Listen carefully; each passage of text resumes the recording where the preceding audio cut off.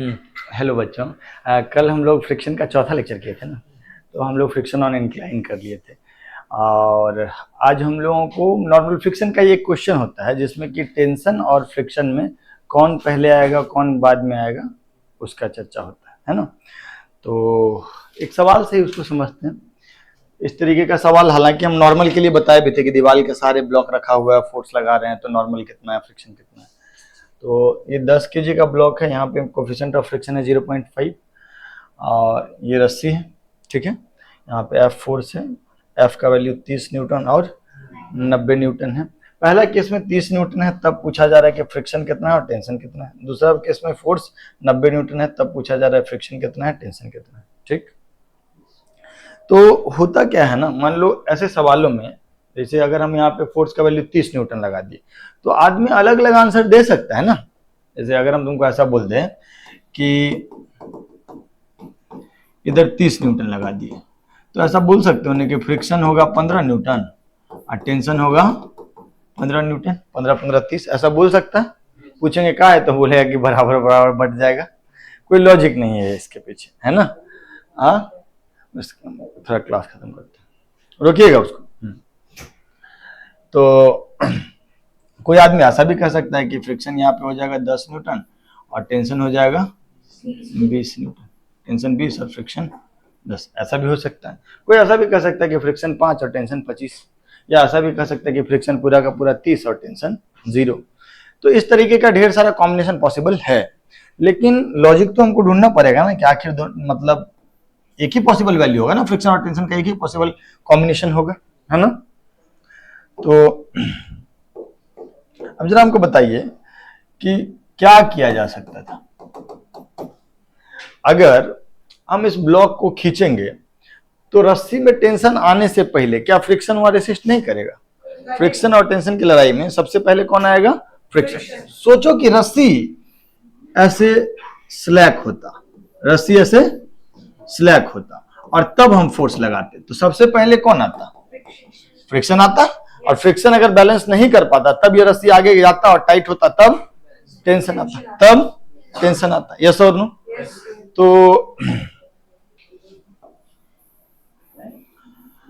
तो इस कहानी से सीख क्या मिली आपको कि भाई रस्सी टाइट होने से पहले फ्रिक्शन अपना उसको बैलेंस करने का कोशिश करेगा। जब हम फोर्स लगा रहे हैं तो सबसे पहले क्या होगा कि इस फोर्स को बैलेंस करने के लिए फ्रिक्शन आने की कोशिश करेगा, और अगर वो फ्रिक्शन बैलेंस नहीं कर पाया, अपना मैक्सिमम वैल्यू भी उसका बैलेंस नहीं कर पाया, तो फिर टेंशन आएगा, है ना। तो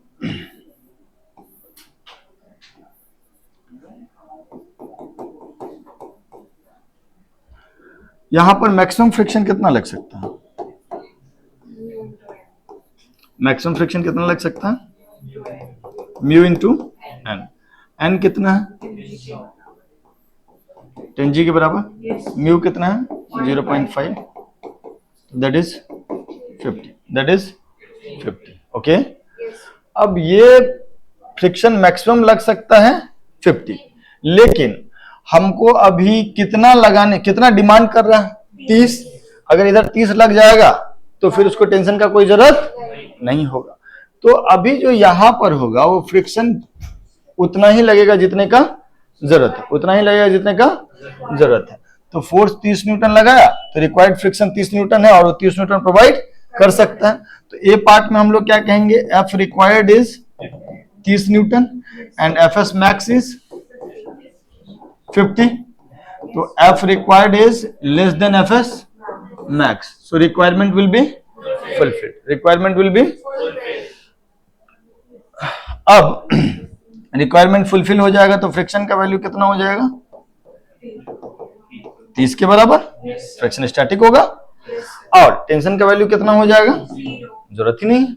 क्लियर है क्या, कोई दिक्कत कोई परेशानी। बी पार्ट में क्या होगा, बी पार्ट में सिंपल सा बात है कि भाई इधर हम फोर्स लगा रहे हैं 90, फ्रिक्शन आएगा पहले, वो अपना लगाएगा, कोशिश करेगा बैलेंस करने का, लेकिन उसका मैक्सिमम लिमिट कितना है 50, तो 50 ही लगा पाएगा। उसके बाद बोलेगा कि भाई अगर लेके जाना है तो जाओ, तो फिर रस्सी में टेंशन आ जाएगा। तो दूसरे वाले केस में हम पूरा ऐसे ही लिखे कि समझ गए? क्या समझ गए? कि फ्रिक्शन का वैल्यू हो जाएगा एफ मैक्स के बराबर, दैट इज 50, और टेंशन का वैल्यू कितना हो जाएगा? 40 न्यूटन। Is that okay? है ना?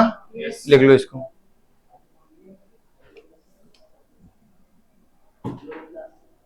जल्दी लिखो। ये क्वेश्चन लिख लिए हो? अगला क्वेश्चन ये है, जरा देखो करके बताओ जरा कि क्या होगा। देखो समस्या बिल्कुल ही ना हो अगर ये स्लाइड करने लग जाए। पहला काम हम क्या करते हैं, ऐसे जो भी फ्रिक्शन का सवाल होता है पहला काम क्या करते हैं, दोनों एबीडी बना के नॉर्मल पता करते हैं और दोनों जगह पे मैक्सिमम फ्रिक्शन पता करते हैं। क्या तुम बता सकते हो कि यहां नॉर्मल कितना आएगा? हाँ, यहां पे नॉर्मल कितना आएगा? 5G, और यहां 2G नहीं। ओके, तो इस जगह पे मैक्सिमम फ्रिक्शन कितना होगा? 20, और इस जगह पे 10। यस और नो? 0.5 इंटू 20। ये फोर्स अगर 30 से ज्यादा हो जाए तो सवाल सिंपल हो जाए, तब तो दोनों स्लाइड कर जाएगा ना। यहां 20 लग सकता है मैक्सिमम, यहां 10, तो ये फोर्स अगर 30 से ज्यादा हो जाए तो स्लाइड कर जाएगा। लेकिन समस्या है कि 30 से ज्यादा है नहीं, तो यहां पे फिर खेला करेगा स्टैटिक फ्रिक्शन, और सवाल कठिन हो ही गया है इसीलिए क्योंकि स्टैटिक फ्रिक्शन इन्वॉल्व है। हालांकि ये सवाल इजी हो गया। इसमें क्या है, देखिएगा मेरी बात, ये कितना केजी ब्लॉक था? 5 केजी, और ये अच्छा बात क्या, अच्छा ये कितना है म्यू, और यहां अच्छा बात ये है बॉस कि ये फोर्स एक ही पे लगाया है, एक ही पे लगाया है, तो पहला शुरुआत हमको यहीं से करना होगा। यहां पर फ्रिक्शन मैक्सिमम कितना लग सकता है? 20। डिमांड कर रहा है, डिमांड पूरा नहीं होगा तो फिर फ्रिक्शन जितना लग सकता है मैक्सिमम उतना लग जाएगा। यस और नो? कितना लग जाएगा? 20। अब बोलेगा तब भी रुक, तो फिर कौन आएगा हरकत में? टेंशन। अब रुका तो रहेगा क्योंकि जब तक नेट फोर्स, ये यहां 20 मैक्सिमम लग सकता है और यहां 10, तो जब तक नेट फोर्स 30 से ज्यादा नहीं हो तब तक तो ये रुका ही रहेगा। तो ये 25 लग रहा था तो यहाँ 20 लग जाएगा, और टेंशन का वैल्यू कितना हो जाएगा? यहाँ पे 5 न्यूटन। टेंशन का वैल्यू कितना हो जाएगा? तो अगर वहां टेंशन 5 तो यहां भी टेंशन 5, और इस जगह पे फ्रिक्शन 5 न्यूटन। यस और नो? बोलो, कोई दिक्कत, कोई परेशानी? पक्का? समस्या कब होगा पता है ना? जब यहां भी फोर्स लगा देंगे, दोनों पे लगा देंगे, तब। इस बात को समझ गए होगे? कोई दिक्कत, कोई कंफ्यूजन? बोलो। देखो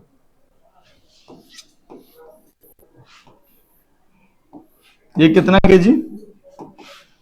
5 केजी ना, और ये 2 केजी, और ये 25 न्यूटन, और यहां पर हम एक फोर्स लगा दे रहे हैं 12 न्यूटन का यहां पे, और म्यू कितना है? यहां पे म्यू कितना है? 0.5, और यहां पे 0.4। ओके, अब जरा हमको बताओ कि नेट फोर्स इस पे कितना हो गया? 25 minus 12, that is 13, that is okay. Move तो नहीं करेगा, मूव तो एक डायरेक्शन में नेट फोर्स 30 से ज्यादा होगा तभी ना मूव करेगा, क्योंकि दोनों तरफ का फ्रिक्शन मिला करके नेट, यहाँ पे मैक्सिमम फ्रिक्शन 20 और यहाँ पे मैक्सिमम फ्रिक्शन 10, तो नेट फोर्स या तो राइट में या लेफ्ट में 30 हो जाए तब, 30 के से ज्यादा हो जाए तब चलना शुरू करेगा। नेट फोर्स तो कितना? 25 minus 12, that is 13 Newton. 13 Newton चलेगा तो नहीं। तो एक बात बताओ कि किधर से सोचना शुरू करें, इधर से कि इधर से? ठीक है, तुम्हारे हिसाब से सोचते हैं, लेकिन इसका कोई लॉजिक नहीं है कि हम दाहिना से ही सोचना शुरू करेंगे। हाँ चलो, तुम्हारे हिसाब से सोचते हैं। चलो बताओ क्या करोगे? इधर से सोचना शुरू करते हैं। यहाँ मैक्सिमम फ्रिक्शन कितना लग सकता है? 20। हाँ, डिमांड कितने का? 25 का। डिमांड कितने का? तो यहाँ कितना लगाओगे? मैक्स लगा दोगे? कि अकेला तो रोक पाएगा नहीं, अकेला तो रुक पाएगा नहीं, ये 20 न्यूटन लग जाएगा। तो टेंशन का वैल्यू कितना हो जाएगा? 5 न्यूटन। टेंशन का वैल्यू कितना हो जाएगा? 5 न्यूटन। ओके, अब टेंशन का वैल्यू 5 हो गया, तो यहां भी टेंशन कितना हो जाएगा? Is equal to 5 newton. Okay, बोलो। अब ये 12 न्यूटन था, तो इधर फ्रिक्शन कितना लगना चाहिए? 12 इधर था, 5 इधर लग गया, तो friction 12 minus 5, 12 minus 5 that is 7 Newton. Yes और नो? बोलो। यहाँ पे मैक्सिमम फ्रिक्शन कितना लग सकता है? अभी लग कितना रहा? माने हम गलत काम नहीं किए, गलत काम। लेकिन कोई आदमी इधर से भी तो सोच सकता था, कोई आदमी इधर से भी, एक बार सोच के देखते हैं। ये सही है, यहाँ पे जो फ्रिक्शन आया वो इसके मैक्सिमम लिमिट से कम आया, तो ठीक है, इतना लग जाएगा। उल्टा अगर कोई सोचता, कितना केजी है ये ब्लॉक? कितना केजी है? और ये ठीक है, इधर कितना फोर्स है? 25 न्यूटन। और इधर 12 न्यूटन। यहाँ पे कोएफिशिएंट ऑफ फ्रिक्शन कितना था?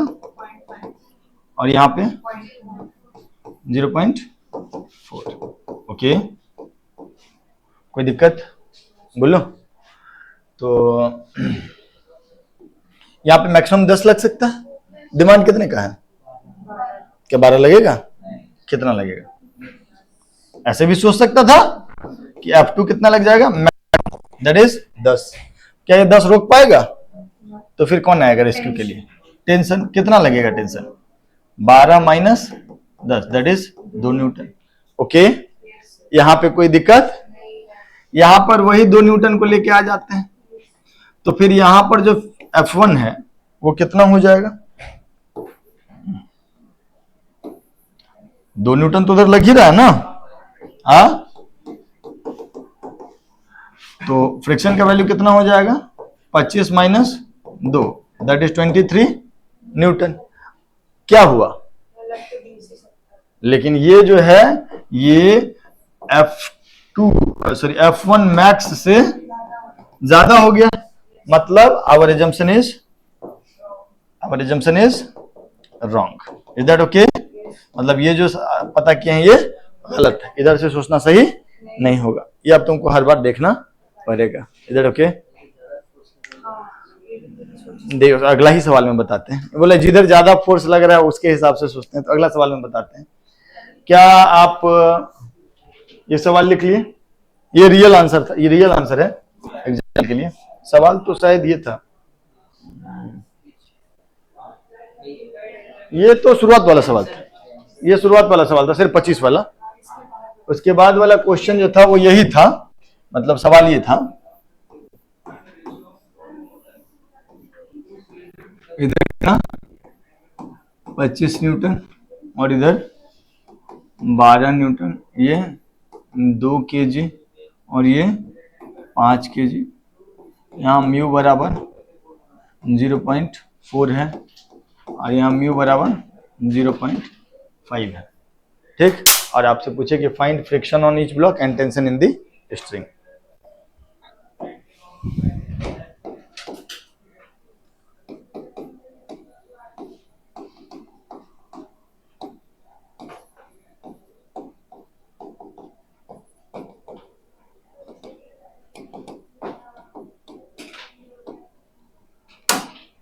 देखिए जरा,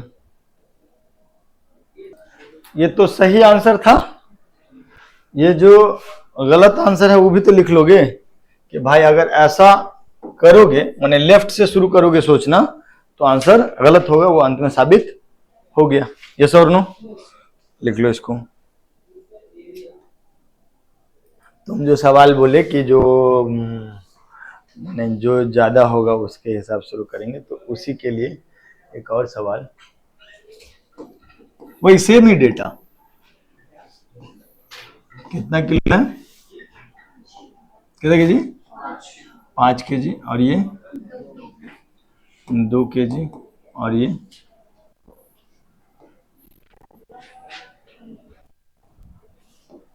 कितना न्यूटन है? 25 न्यूटन और इधर 12, 12 नहीं, 12 तो पुराना था ना, 18 न्यूटन करो, है ना। और यहाँ म्यू कितना 0.5 और यहाँ म्यू कितना 0.4। Find friction on each block.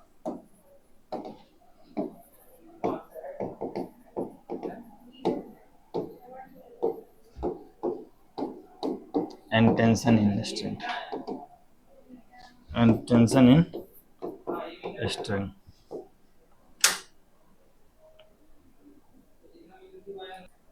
आराम से सोचिए।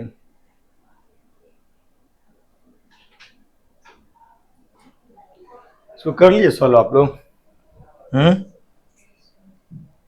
शायद तुम्हारा जो तुम जो कह रहे थे वो कंफ्यूजन क्लियर हुआ होगा क्या, कि भाई बड़ा फोर्स के हिसाब से सोचना हमेशा सही। जैसे अगर बड़ा फोर्स के हिसाब से यहाँ सोचे, लेट से, अरे भाई मक्खी हट जाओ, बड़ा फोर्स के हिसाब से सोचे, ये 25 के हिसाब से सोच लेते हैं, 25 के हिसाब से, तो यहाँ पे फ्रिक्शन कितना लग जाएगा, मैक्सिमम कितना हो सकता है यहाँ पे, म्यू इंटू एन, 50 गुना 0.4, तो ये F1 मैक्स लग जाएगा। क्यों? क्योंकि 25 डिमांड कर रहा है, 25 तो लग नहीं सकता, तो 20। टेंशन कितना हो जाएगा, 25 माइनस 20 दैट इज 5 न्यूटन। ठीक, ओके, ठीक है। अगर यहाँ टेंशन 5 हुआ तो यहाँ भी टेंशन 5। तो भाई अगर ये रुका तो है, रुका तो क्या है, नेट फोर्स है 25 माइनस 18 दैट इज 7। चाहिए एक साइड में कम से कम 30, तभी चलना शुरू करेगा। तो रुका तो है, तो अगर रुका हुआ है, ये टेंशन 5 है, तो यहाँ पे फ्रिक्शन कितना हो जाएगा, 18 minus 5, 18 minus 5 that is 13 Newton. Yes और नो? लेकिन यहाँ पर मैक्सिमम फ्रिक्शन लग कितना सकता है, 0.5 इंटू 20 दैट इज 10। मतलब ये जो हम सोचे हैं वो गलत है। ओके, सही सोच कैसे होगा, समझ रहे हो राजा? कैसे सही सोचे हो सो बताओ।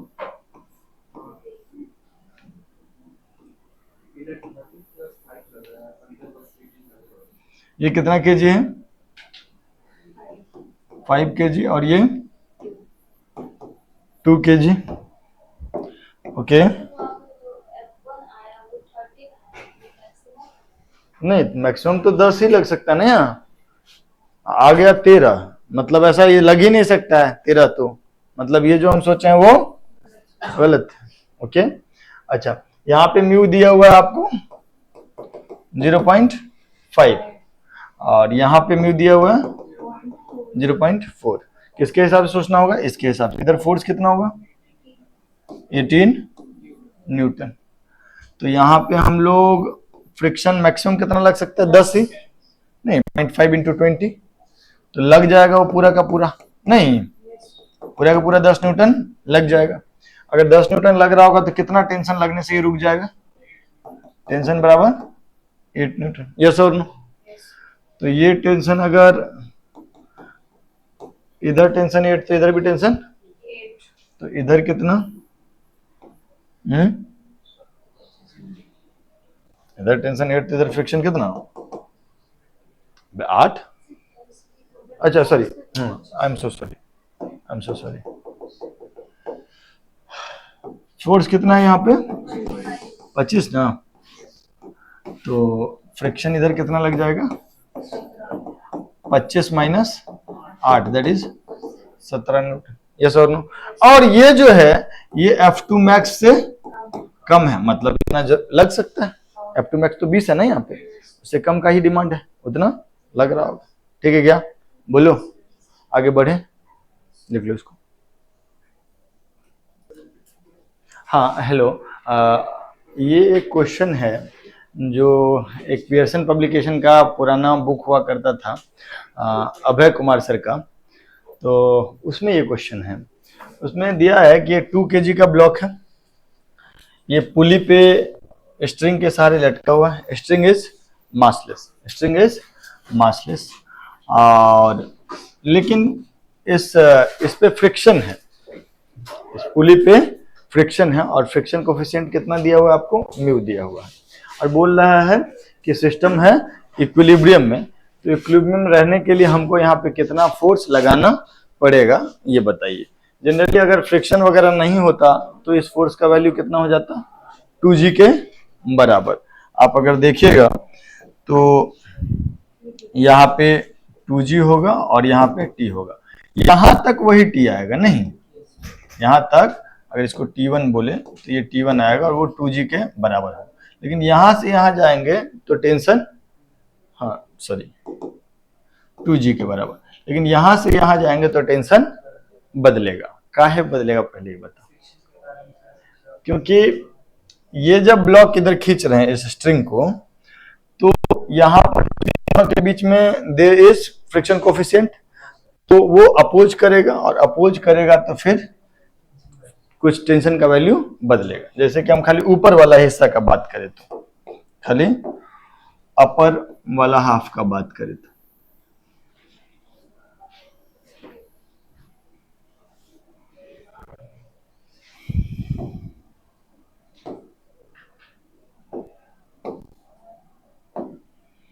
अपर वाला हाफ का बात करें तो जैसे यहाँ पे एफ होगा, उसके बाद क्या होगा, छोटा छोटा फ्रिक्शन, ये जो है सो अब इस फ्रिक्शन का वैल्यू तो सब जगह अलग अलग होगा, लेकिन ये छोटा छोटा फ्रिक्शन होने की वजह से आपको ये जो सब छोटा छोटा डीएफ डीएफ डीएफ है ना,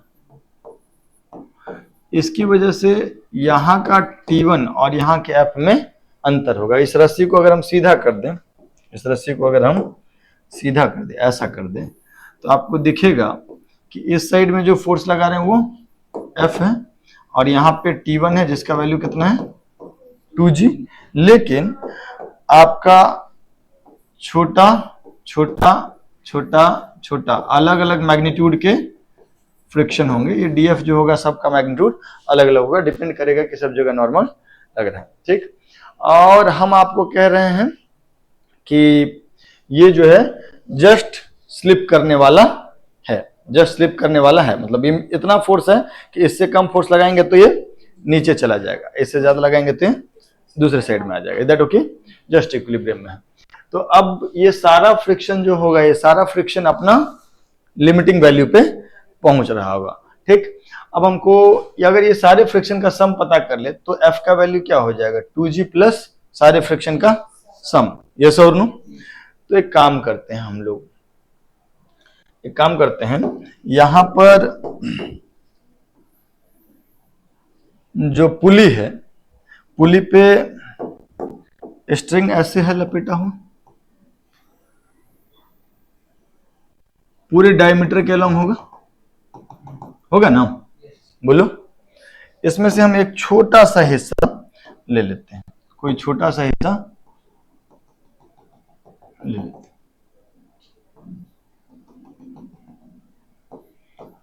ये डी थीटा बाई 2 और ये भी डी थीटा बाई 2, ओके। और इस पोर्शन का, ये जो पोर्शन है, इस पोर्शन का हम लोग एफबीडी बनाएंगे। तो समझिएगा, हम ये इतना वाला पोर्शन, ये जो छोटा सा ये टोटल एंगल कितना है डी थीटा, इसमें से दो छोटा छोटा पार्ट बना लिए, ये भी डी थीटा बाई 2 और ये भी डी थीटा बाई 2। अब हम लोग ध्यान से देखें, यहां से एक टेंजेंट ड्रॉ कर सकते हैं, तो ये नॉर्मल हो गया और ये टेंजेंट हो गया, है ना, और इन दोनों के बीच एंगल 90 डिग्री होगा। हम ये वाला पोर्शन जो ब्राउन कलर से हम आपको दिखा रहे हैं, उसको हम अलग से एफबीडी बना ले रहे हैं, ऐसे। यहां पे क्या होगा, कुछ टी, यहां पे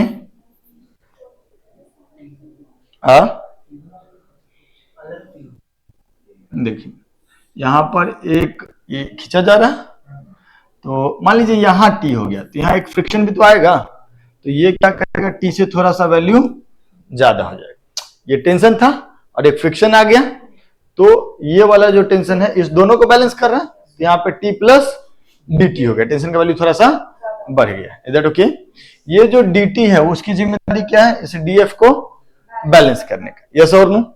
अच्छा, यहां पर अगर हम देखें,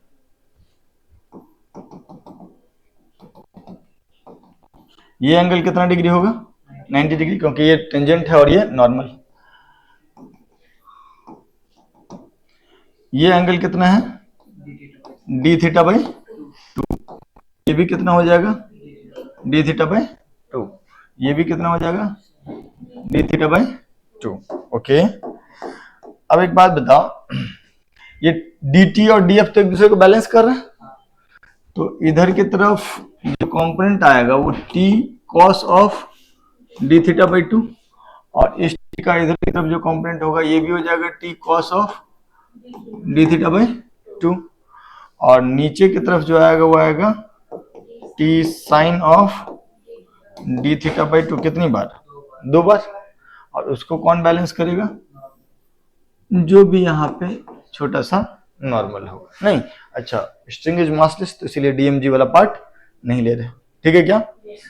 अब हम लोग क्या लिखेंगे? सो बताओ, वर्टिकल में डी एन बराबर 2t sign D theta by 2। अगर छोटा थीटा छोटा हो तो साइन थीटा को थीटा के बराबर लिख सकते हैं, तो लिख सकते हैं, तो क्या होगा? डी एन बराबर क्या हो जाएगा? T D theta. ये पहला हो गया, ठीक। साइन डी थीटा बाई 2 को डी थीटा बाई 2 लिख दिए, 2 कट गया, तो डी एन बराबर टी डी थीटा हो गया। और यहां पर जरा देखो, डी एफ बराबर क्या है?